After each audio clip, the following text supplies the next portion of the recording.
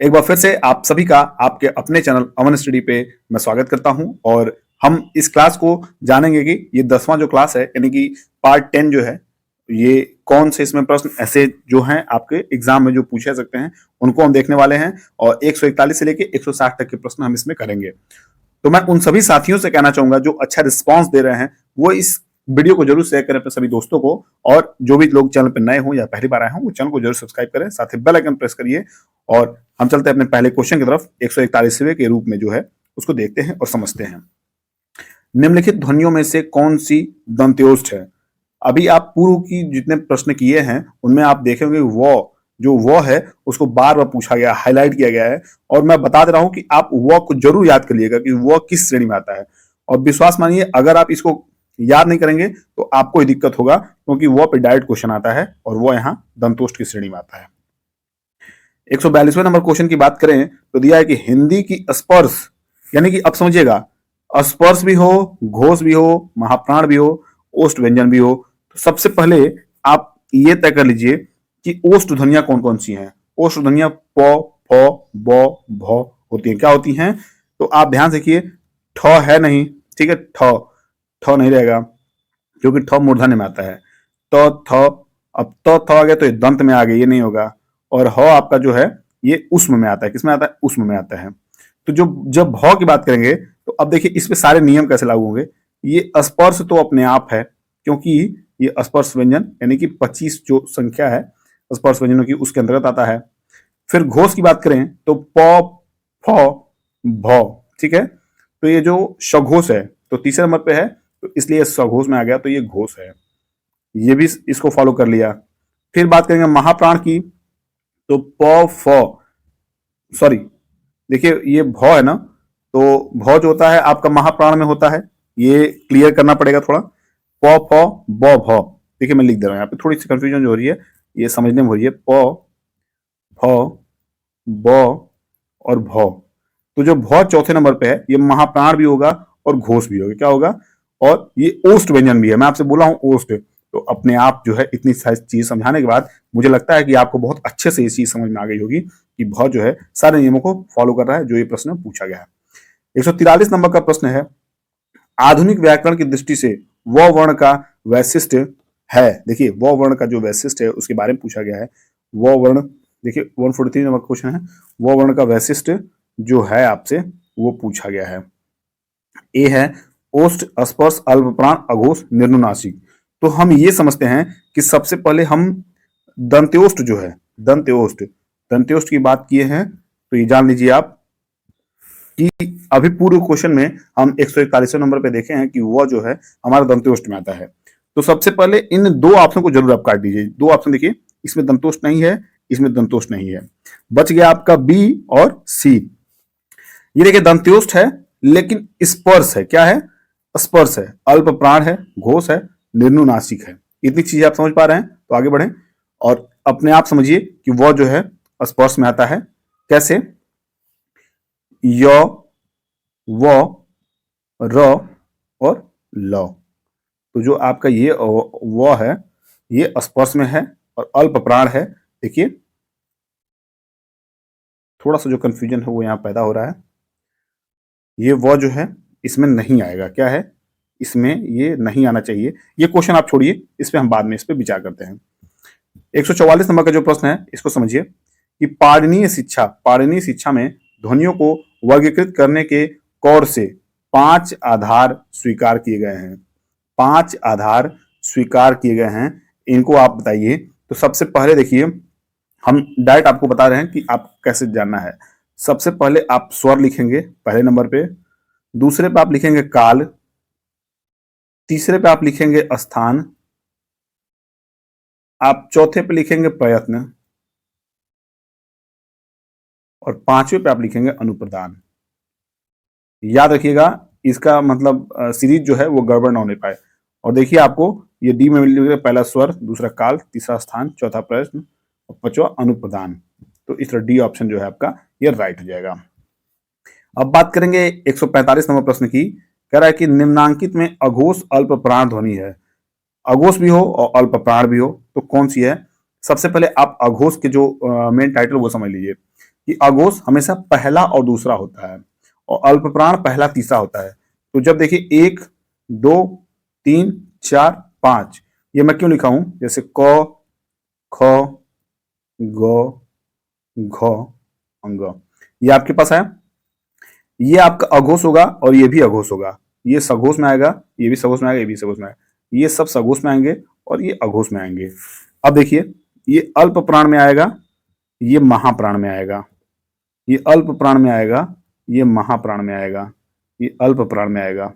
तो आप देखिए जरा कि ये अघोष है, ये भी अघोष है, लेकिन आपसे पूछा अल्प प्राण, तो सबसे पहले अल्प प्राण इसको देखिए, यानी कि जो पहला लेटर होगा वही आपका अल्प प्राण होगा, सॉरी अल्प प्राण और अघोष यही होगा, बाकी ये अल्प प्राण तो है लेकिन महाप्राण हो जाएगा।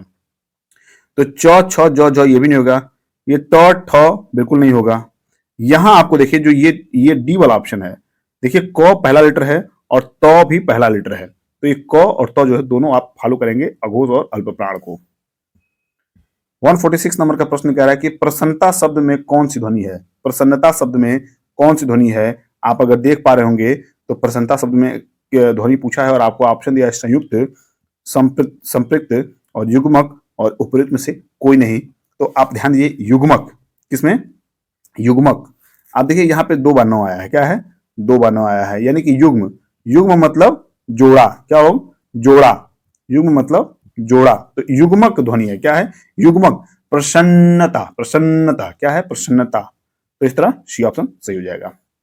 147 की बात करें, ड ढ, जिसको आप उत्क्षिप्त भी कहते हैं, क्या कहते हैं, उत्क्षिप्त भी इसको कहा जाता है, उत्क्षिप्त ध्वनियां।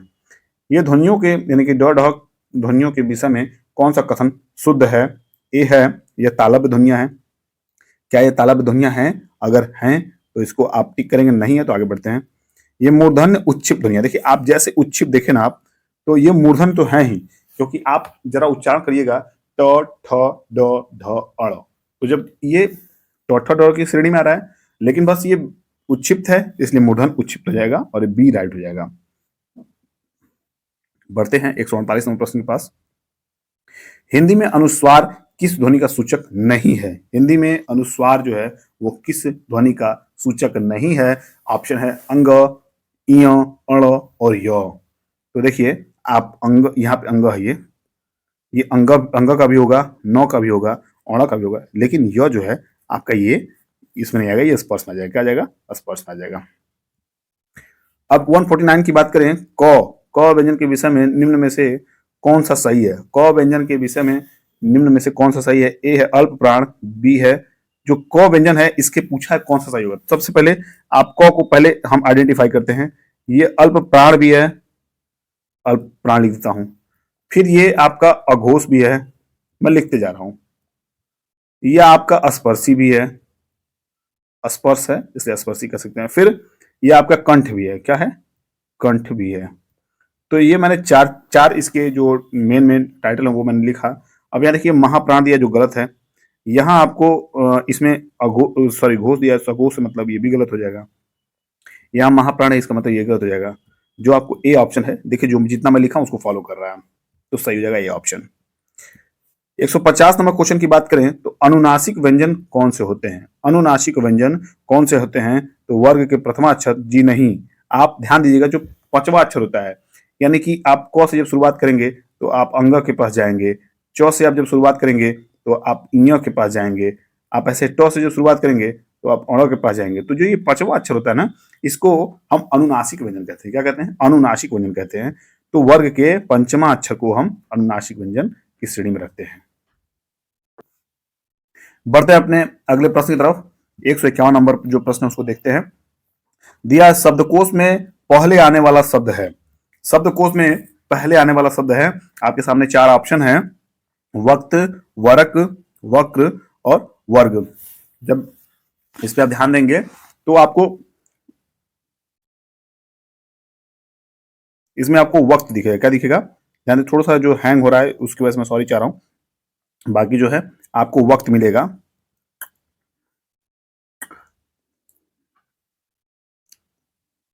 आप ए ऑप्शन को जो है टिक करिए। वक्त जो होता क्या है, आप ध्यान से समझिएगा, जो 6 लीटर होता है, 6 किससे बनता है, आधा क और प्लस 100 से, किससे, आधा क और प्लस 100 से आपका 6 बनता है। तो वही इसमें जो है क होने की वजह से पहले है क, इसमें देखिए वक्र ये लास्ट में पड़ा जाएगा, यहाँ क का कोई रोल नहीं है और यहाँ क भी थर्ड पे है, इसलिए ये आपका राइट होगा। 152 नंबर जो प्रश्न है ये आपको दिया है कि निम्नलिखित में से किसके अभाव में हम पढ़ नहीं सकते। निम्नलिखित में से किसके अभाव में हम पढ़ नहीं सकते। तो ए ऑप्शन है संयुक्ताक्षरों की पहचान, बी है लिपि से परिचय, और सी है 12 खड़ी से परिचय, और डी है वर्णमाला की क्रमबद्धता का ज्ञान। तो इसमें आप सभी उत्तर करिए जो सबसे सही उत्तर है। देखिए लिपि से परिचय लिखने से होता है, क्या होता है, लिपि से परिचय लिखने से होता है, तो ये तो नहीं होगा। अगर संयुक्त अक्षरों की बात करें तो संयुक्त अक्षरों की अगर पहचान नहीं है तभी आपको पढ़ने में कोई दिक्कत नहीं आएगी, क्योंकि संयुक्त अक्षर आपके 4 ही होते हैं। 12 खड़ी से बहुत ज्यादा आइडिया तो इसके बारे में मुझे है नहीं, लेकिन जब डी की बात करेंगे आपके वर्णमाला की क्रमबद्धता का ज्ञान, तो ये सबसे सही और सटीक ऑप्शन होगा। जब आपके पास वर्णमाला का क्रमबद्ध का पूरा ज्ञान होगा तो आप एक एक चीज को समझ सकते हैं और बोल सकते हैं और पढ़ सकते हैं। तो ये स्पष्ट है आपका कि डी सही है। बात करेंगे 153 नंबर प्रश्न की कि जिह्वा के आधार पर स्वर कितने प्रकार के होते हैं।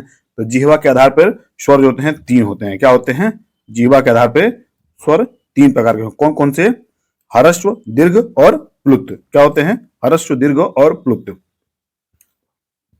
154 नंबर का प्रश्न है हिंदी शब्दकोश में छ का क्रम किस वर्ण के बाद आता है। देखिए अभी एक प्रश्न आ गया जो 151 नंबर प्रश्न की बात कर रहे थे, तो याद रखिएगा क के बाद जो है वो आपका छ का क्रम आता है। क्या आता है, क के बाद आपका छ का क्रम आता है, इसको आप नोट कर लीजिएगा।